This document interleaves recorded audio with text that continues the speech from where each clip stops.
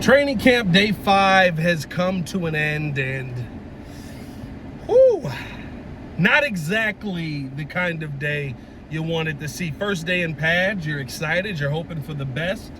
You are prepared for the worst, but you just truly never know, what that day is going to bring. And today, unfortunately, brought Coby Bryant getting banged up. Now, we don't know what the injury is. We don't know how serious the injury is. He was carted off of the field, but the reality is with that, that the fields that we were on, fields 3 and 4, are the furthest fields away. And so you kind of have to cart a guy off. It's probably about a mile away from, Hallis and the things that they do in there. So, you kind of have to cart guys off. You can't really walk back. Even when we see guys walk off the field under their own power due to injury, usually you end up seeing a cart. They walk into the workout area that's there, and then they cart them off after that. The bottom line, though, it's a massive blow, and it could be something that is devastating to this team moving forward. Hopefully, it is nothing. Hopefully, it was a hyperextension that was worse than,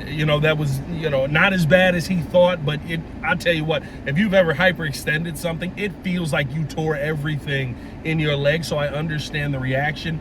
It seemed like on the plate, very basic, almost kind of non-contact, right? Trying to follow Cole Kmet on an out route, went to punch the ball out. Think he just landed awkwardly, and the knee buckled. Don't know what the conversation is going to be on his health and moving forward, but your mind can't help but go to a place of, what is this defense going to look like if Coby Bryant's not out there? It instantly brings you back to Ryan Pohl's comments about, how you can cover, and you have so much speed on the outside and with the DBs that you almost can allow the quarterback to hold the football longer because you've got such good DBs there. That's a great thing in sentiment, I guess. I've never seen it work, but it's great in sentiment, although when you have to put it out there practically, almost had a stroke there, the second you lose a massive piece like Coby Bryant, that conversation kind of goes out the window. You're very quickly on to Dylan Thieneman being the number one option there. He's trying to figure out how the NFL works. He's trying to figure out the speed. He's trying to figure out everything about his game. He's not there yet.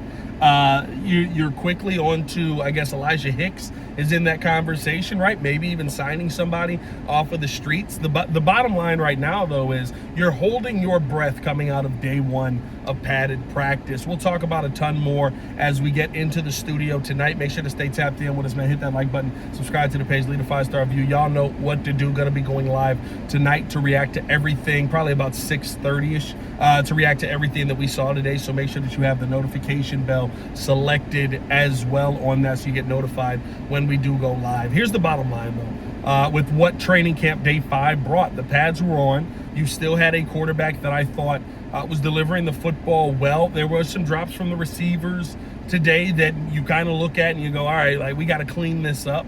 Luther had a drop. Rome had a drop.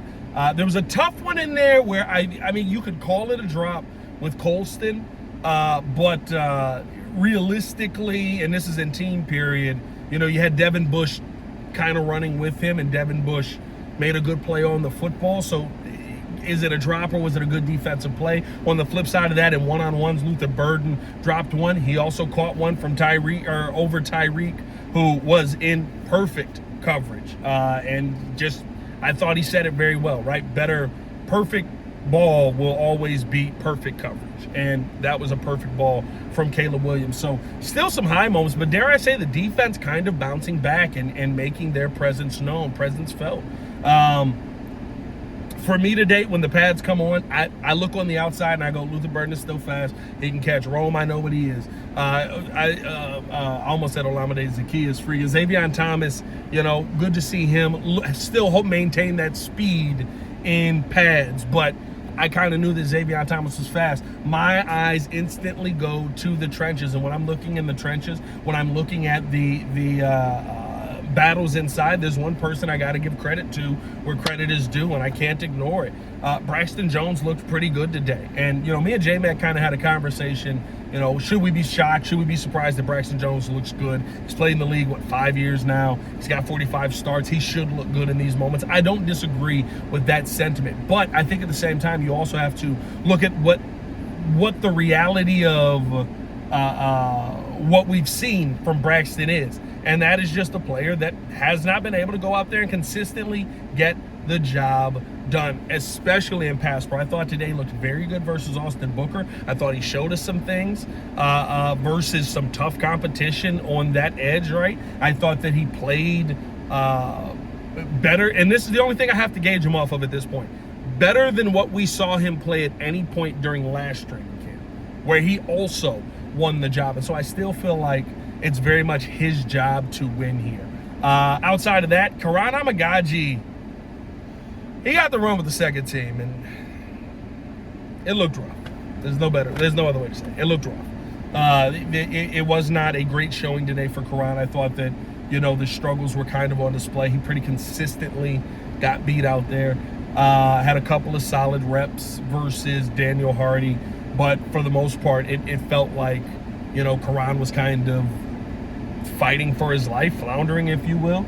On the flip side of that, Jedrick Wills with the threes was kind of bullying guys around because he's got that power, and you can tell he's starting to gain some confidence in this system. We'll see how things order up tomorrow, who's with the ones, who's with the twos, who's with the threes. Talked with the scout up there, and he said that, the plan the entire camp is to kind of move guys around, and eventually once a guy takes hold of that job, we'll solidify him in there. I thought Braxton Jones did a really good job of that today, and hopefully that's something that we see continue throughout this process. Outside of that, though, my final big takeaway today from camp was hearing Ben Johnson's presser and being in there and talking with him, and him being as flat out about, what are your thoughts on, building that consistency up with Tyrique Stevenson. And what he said was, look, the one thing Tyrique has to work on is his focus. Focus in the meeting rooms, being able to focus throughout a 2-hour practice. I talked with multiple pros about this,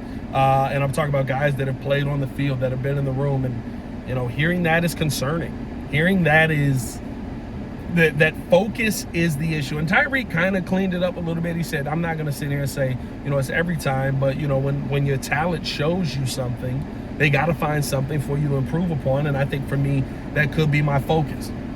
That's a great way to sugarcoat it. I think Ben Johnson came flat out, and he was just honest about, what he needs to see from Tyrique, the focus on the meeting rooms, the focus on the field. And that's something that we have talked about with him season after season after season. At a point, it kind of feels like, oh, you're picking on him, you're going at him about something that happened 3 years ago. I'm always very conscious of, like, listen, the Washington game sucked, but the Washington game was 3 years ago. That Packer playoff game sucked, but it didn't hurt us. And honestly, if not for people who were at the game in media reporting it, we probably wouldn't have paid as much attention to it when Kevin Byard ends up getting on him. But when you hear the coach say it in the third year of this and a contract year, that the focus is not where he wants it to be, that's massive concerns to me, man. And we'll talk about all of that tonight, man. Make sure you guys tap in with us tonight. For me, I think that Tyrique Stevenson job is up for grabs. Even if, he is a good player and the talent is there, which I do think the talent is there. There's something happening, and I would assume it's with the focus, that Ben Johnson is not willing to tolerate, and he's willing to call it out to the media, to everybody. And let's be real, if not for Coby Bryant getting injured today, Tyrique Stevenson is the biggest story of the day. So we'll see what ends up happening. Hopefully this Bears team, can overcome the injury. Hopefully the injury to Coby Bryant is not that bad. Hopefully this left tackle situation is sorted out pretty quickly. Caleb keeps cooking, and Tyrique Stevenson focuses up, and everything will be great. We'll talk more tonight with you guys, man. Y'all stay safe out there, Chicago. Appreciate y'all for tuning in and showing love. As always, it's your boy Pat, the designer, back at it again. Better. One love. Peace.